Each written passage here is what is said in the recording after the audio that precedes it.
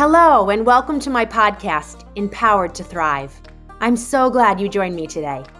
I'm your host, Corrine Powell. I help people find happiness, embrace courage, and experience peace of mind. If you're desperate for change and not sure how to make it happen, I'm here to guide you along the way. In this space, you'll find motivation to live a life full of joy and resilience. We will talk all things inner wellness, with spirituality interwoven at times. Being a mom to 3, parenting will definitely be a topic of conversation as well. So happy to have you. Enjoy today's episode. Hello again, friends. It's so good to be back with you. Today I want to talk about codependency. I want to give you a fresh perspective on how codependency looks and what it shows up as. It is something that infiltrated my life from childhood all through until my present day. It is something I'm still working out of, but I'm going to share with you my process and tell you about how codependency can look and what you can do to start becoming interdependent in replace of codependent. I want to begin by sharing a little bit of my story with you. My inner world was a mess. I didn't even realize how restricted I was by the codependency I was living in. I just couldn't seem to be okay if other people weren't. I intentionally worked on my own self, trying to become who I needed to be, no matter how other people responded. But it was very hard. If whoever I was with didn't agree with my viewpoint, if I was brave enough to share it, or they didn't like the decisions I made, I would question myself and I would find myself in a toxic shame spiral, questioning my actions, thinking over and over again about how other people interpreted what I did. I needed everyone else to be fine in order for me to feel peaceful, happy, and safe. So I was subconsciously trying to control everyone else and how they felt. And basically, if I could help someone get to a better spot, then I would put all my energy into it. Even if that meant changing who I authentically was so that they could feel more comfortable. How devastating that is when we suppress ourselves and we change who we really are just to make someone else happy or more comfortable to be around us. Codependency shows up as people-pleasing, self-sabotage, neglecting your own self repeatedly to ensure everyone else is okay. It looks heroic at times. Think about the friend who stays in the hospital night after night after night with the person who needs the support. I've been there, I've done that. But I was putting on myself a responsibility to be there, even at times when I needed to go take a break. It wasn't that there was no one else who could be there. But I just felt like I needed to be the hero. Again, this was all subconscious. I wasn't aware of what I was doing or why I was doing it. Some people even admire the helpers, the codependents. But the key is to know what drives you to help. If you are a helper, there's nothing wrong with that. Being a nice, kind-hearted person is fine. It's beautiful. But when you're acting from a place of codependency, then it becomes toxic. Interdependency is much better for your mind and your body. It's a give and a take between two parties. It doesn't feel manipulative or controlling. I can be okay even if you're not okay. It's both parties compromising and helping each other out pretty much equally. Now, again, there's going to be times when you're in a rut at a low spot and you need the other party to be more of a support for you and vice versa. That's normal in life. We'll have our moments where we're not able to be everything we normally are. And the beauty of that is having supports and relationships where people are able to be for us in that moment what we can't be for ourselves. But if that's a norm, say you need everyone else to be for you because you just can't be for yourself, and this is a way you've gotten used to living, then that's going to be something to look into. Or if you're being the support for the person who just isn't able to make it on their own, I'd like you to look into why that is.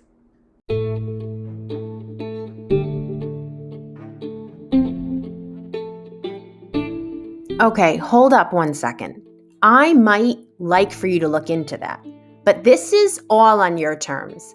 My suggestions and even the information I'm sharing with you, you do whatever you want with it. If you feel like it applies to you and you want to take some of what I've already done and implement into your life, go for it. But the power is in your hands. What I'm saying are my suggestions. You always get to do what you want with what I suggest.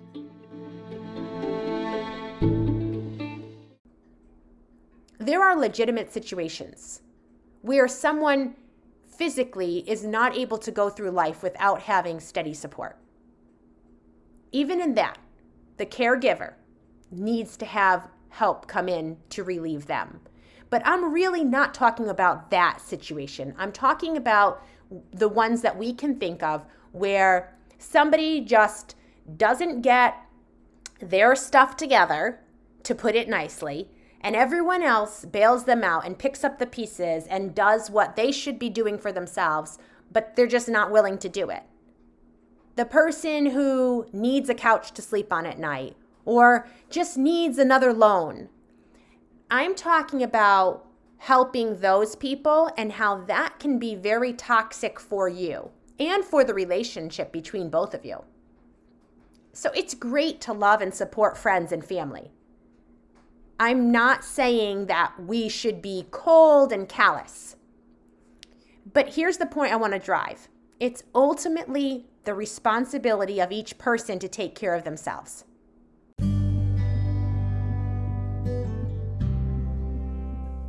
I want to pause to take a quick moment and tell you about an exclusive holiday program I designed with you in mind.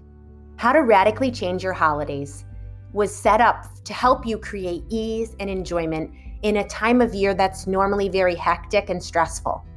Now, perhaps because of COVID, you don't feel very excited about the holidays this year, or you don't feel like you'll be very stressed out because your to-do list is shrunk and the events you're going to are next to none.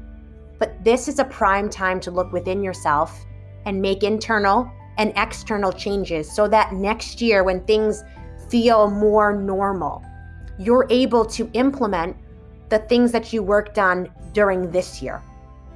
What I share with you in the holiday program is going to help you out when you encounter all of the holidays within your year, not just at Christmas time. So look in the show notes for an exclusive offer just for you to pick up this holiday program. You shouldn't ever have to fight for someone's inner wellness or their happiness more than they are. When you are, it means you're taking responsibility for something that isn't yours. It's a misplaced responsibility. Even in parenting, this can show up.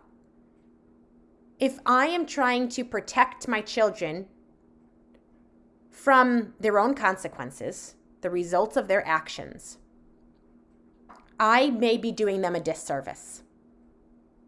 Now, as their caregiver, there will be times where I need to help them out. There are other times I'm going to give them two choices, and they choose what they want to do. But whatever they choose may result in something they dislike. And I can't live my life trying to protect them from everything that's uncomfortable. If I do that, I am really giving them a disservice. They will grow up with a way of thinking and an outlook on life that won't help them out. If they expect to be bailed out and taken care of every time the going gets tough, I don't feel like I've served them well in parenting them. Now, I'm not looking to say that we all need to do relationships perfectly. Relationships, like I said last week, relationships will be messy. They're imperfect. That's okay. I'm wanting us to look deeply within ourselves so that we can evaluate, is codependency showing up within our own lives? And if it is, what small steps can we start taking to bring in change? How can we become interdependent with people and not codependent? So for myself, this started when I was a child.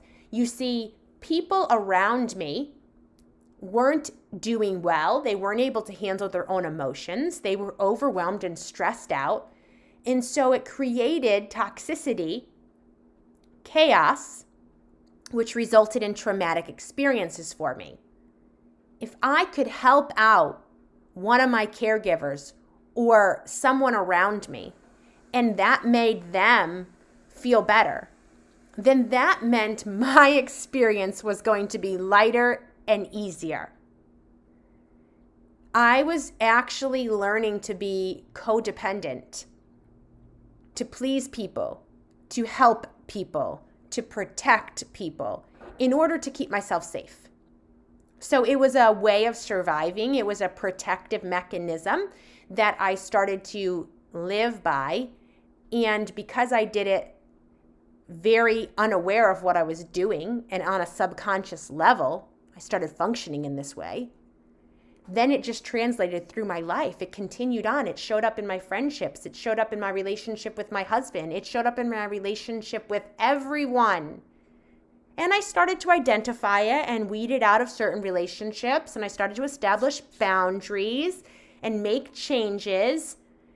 And then I realized a few years ago, it was still very predominant in my relationship with my husband.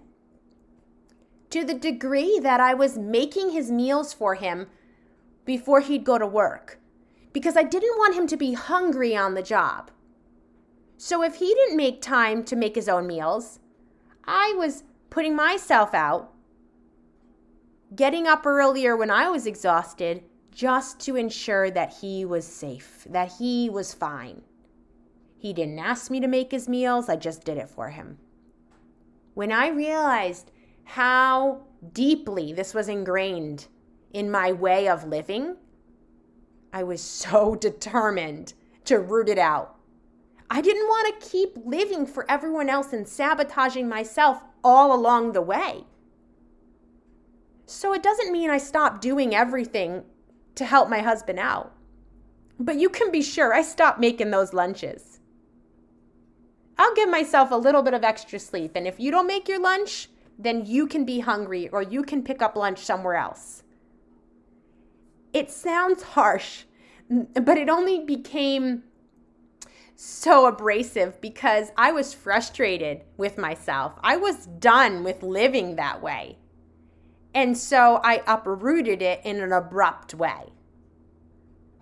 But you might find other ways to uproot codependency out of your life in a more gentle way. Go about it however you need. My encouragement to you is to look within yourself to discover if you identify with anything I've talked about within these last 11 minutes.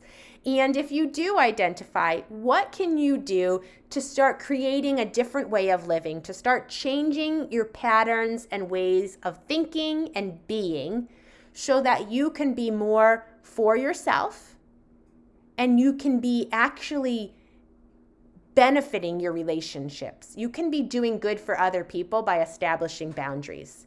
That won't always feel comfortable for you or for the other person, but it is definitely for your best, and it is for their best.